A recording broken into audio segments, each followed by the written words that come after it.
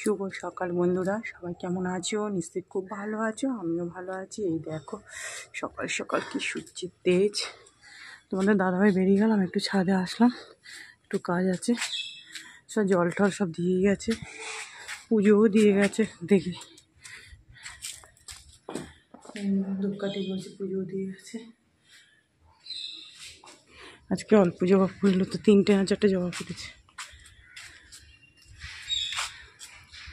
এই দেখো আজ আবার রানী রাসমণি ফুটেছে, আর কালকে পাণ্ডবটা রয়েছে।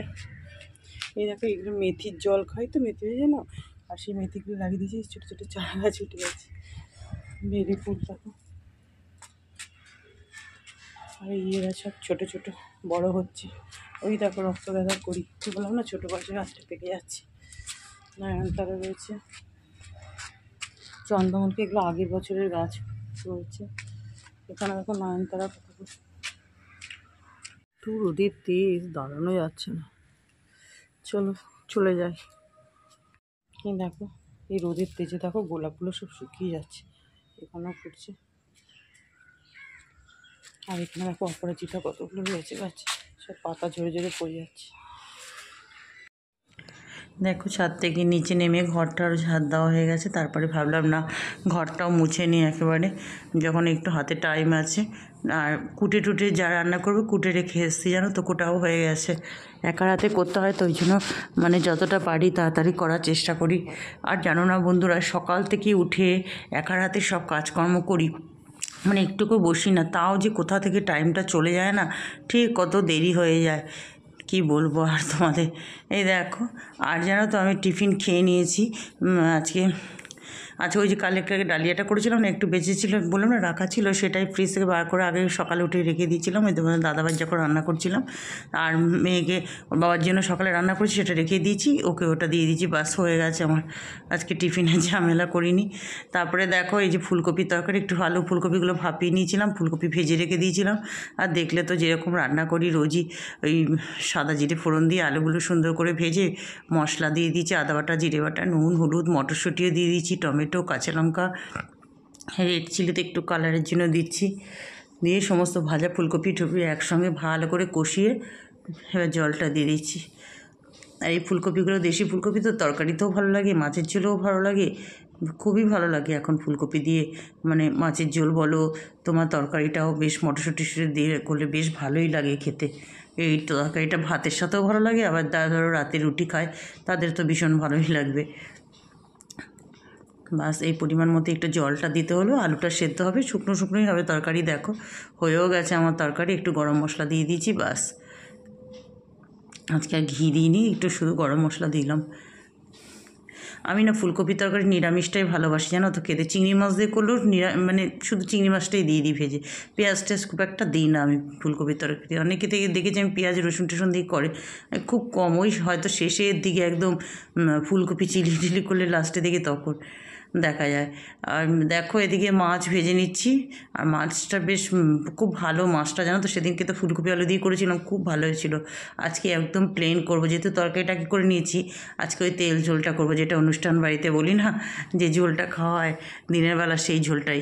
ওই সাদা জিরে ফোড়ন দিয়ে দিলাম, আদা বাটা, জিরে বাটা, নুন, হলুদ, কাঁচা লঙ্কা চিড়ে দিয়েছি, টমেটো, এখন তো শীতকালে টমেটো দেবো, আর গরম করে একটু দই দিই, টক দই, ভীষণ ভালো হয় এই মাছের ঝোলটা খেতে। আমার মেয়ে এই মাছের ঝোলটা খুবই পছন্দ করে। আগে তোমাদের দাদাভাই একটু কেমন মানে একটু করতো, এখন কিন্তু খায়। আর তরকারিটা আছে তো, কোনো অসুবিধা হবে না। ফুলকপি আলুর তরকারিটা সব কিছুতে যা কী বলো তো, ওইখানেও অতটা তরকারি রান্না করেছি, আবার এখানেও যদি কিছু দিই না, বেশি হয়ে যাওয়ার ভালো লাগবে না খেতে অতটা, ওই জন্য এটা প্লেনই করছি। মাছটার জন্য একটু কড়া করে ভেজে নিতে হয়, আর আমরা মোটামুটি মাছ একটু কড়া করেই ভাজি, কারণ একদম হালকা ভাজলে না খেতে খুব একটা কেউ খেতে চাই না আমরা।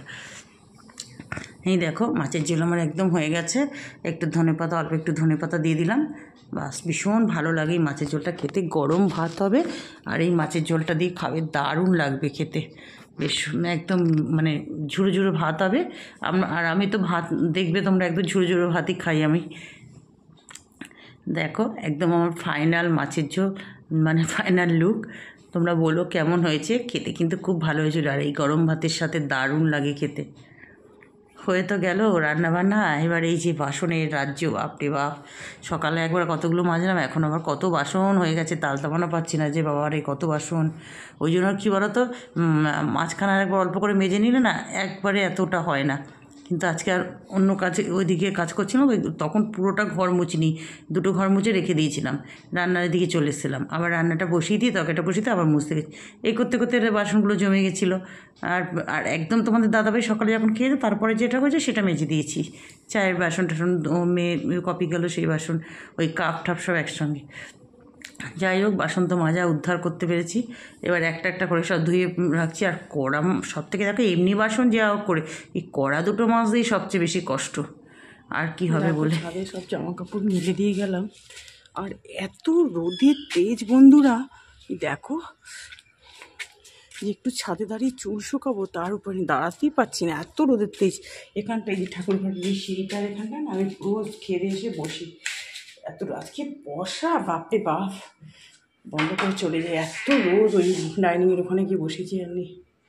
এই যে দুপুরে খেতে বসে পড়লাম। আর দেখো সব সরঞ্জাম, পড়াশোনার বিশাল পড়াশোনা হচ্ছে। এদিকে রোদ দেখো, মানে একটু ছাদে গিয়ে বসার উপায় নেই। আমি তো এসে শুয়ে পড়েছি, এত মানে ছাদে জামা কাপড় মেলতে মেলতে না পুরো ঘেমে গেছি। কী যে ওয়েদার এটা আজকে লাগছে। চলো সব গুছিয়ে নিয়ে খেতে বসে পড়লাম। এই দেখো বন্ধুরা, সন্ধ্যাবেলা চলে আসলাম কিচেনে।